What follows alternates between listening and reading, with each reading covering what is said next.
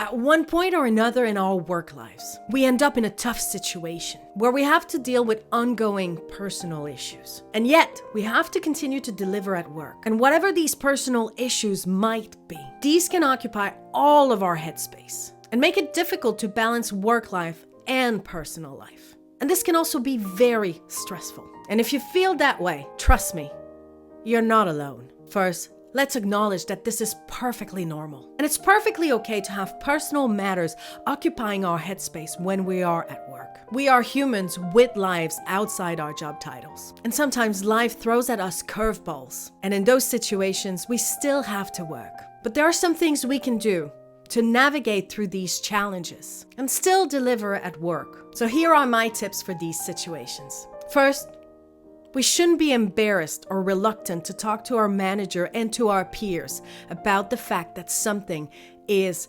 occupying our headspace. We shouldn't be embarrassed to share with others that something personal is happening to us. We don't have to share the details, but it's okay to let people know that our headspace is challenged. And it's important to do so to help others understand any changes in our behavior or performance. The second thing we need to do is to establish boundaries between work and our personal life. It's important to try, and I really mean try because I know this is hard, but it's important to try that when we are at work, we only focus on work. And the same applies when we're home. It's important to give ourselves the permission to disconnect and prioritize self-care. The third thing we need to do is self-compassion. It's important to be kind to ourselves when we're being challenged.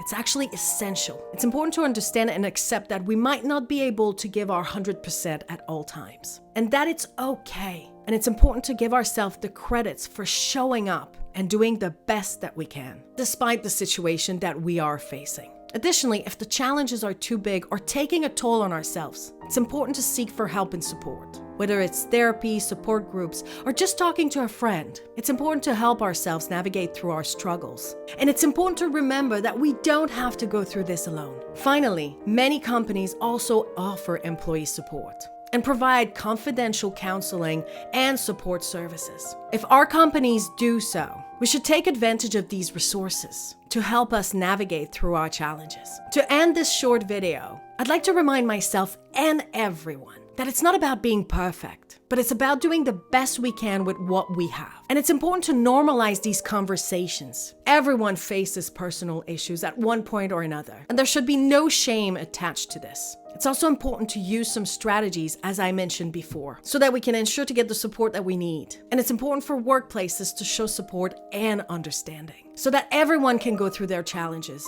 without fearing any negative impact at work.